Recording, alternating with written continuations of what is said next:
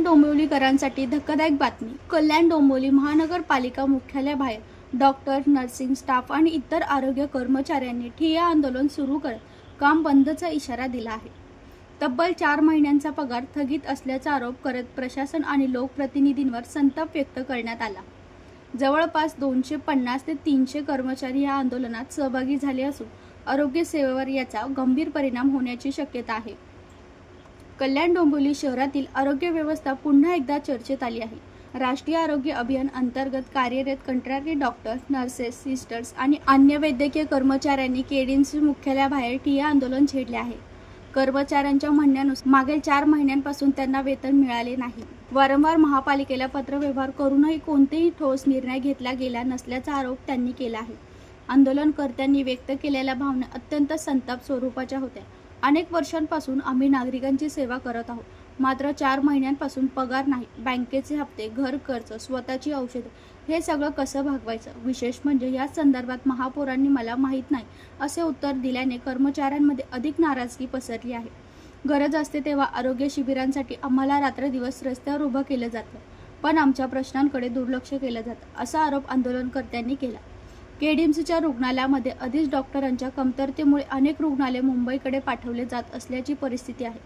त्यातच उर्वरित कर्मचाऱ्यांनाही काम बंद आंदोलन सुरू केल्याने आरोग्य सेवा ठप्प होण्याची भीती व्यक्त केली जात आहे। नगरपालिकेचे आरोग्य यंत्रणेतील आर्थिक नियोजन आणि प्रशासनाच्या भूमिकेवर आता प्रश्नचिन्ह उपस्थित होत आहे।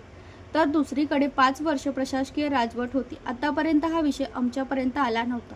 आताच आम्ही संबंधित अधिकाऱ्यांना बैठक घेऊन अहवाल मागितला आहे आणि लवकरात लवकर सर्वांना पैसे कसे मिळतील यासाठी प्रयत्न करत असल्याचं कल्याण डोंबिवली महानगरपालिकेचे नवीन महापौर हर्षाली चौधरी यांनी सांगितले आहे। काय तुमचं?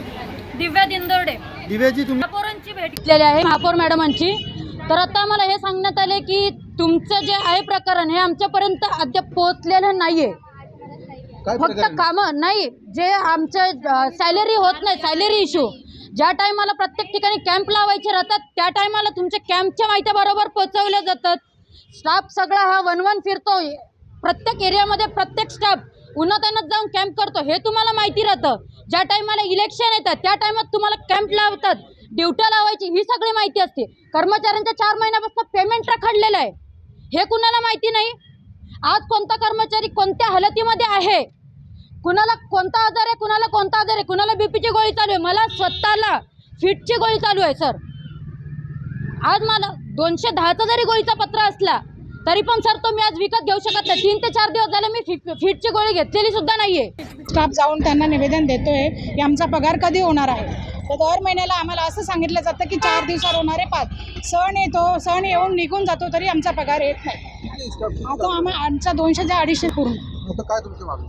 आमची मागणी एवढीच आहे की जे आमचं अनुदान आहे, दर महिन्याचा जो पेमेंट आहे तो वेळच्या वेळी होण्यात यावा आणि जो वाढीव पगार येणार होता तो या वर्षात अद्यापही आलेला नाही आहे। आणि एक्स्ट्रा जे आमचं मानधन असतं वेळोवेळी दर महिन्यात दरवर्षी यायचं, या वर्षात कुठलंही वाढीव मानधन आम्हाला आलेलं नाही।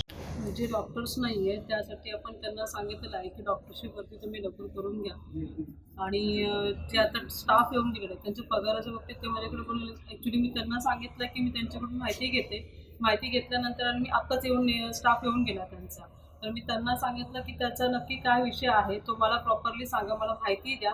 माहिती घेतल्यानंतर मी त्यांना बोलले की मी त्याच्यावरती आम्ही चर्चा करणार आहोत। चर्चा झाली की आपण त्याचं पेमेंट लगेच देण्याचा त्यांना मी सांगते।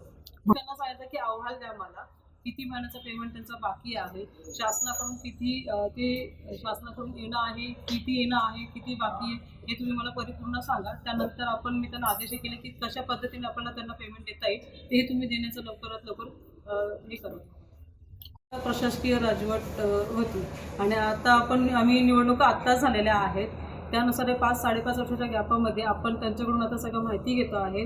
आणि माहिती घेतल्यानंतर आपण त्यांना सांगतो आहे की जो काही पगाराच्या संबंधितल्या ती गोष्टी आहेत त्यासाठी आपण त्यांचे माहिती घेतल्यानंतर आपण ते आदेश देणार आहोत की त्यांचा पगार कसा देण्यात येईल हे तुम्ही नक्कीच काळजी। ब्युरो रिपोर्ट, जनशक्ती, कल्याण।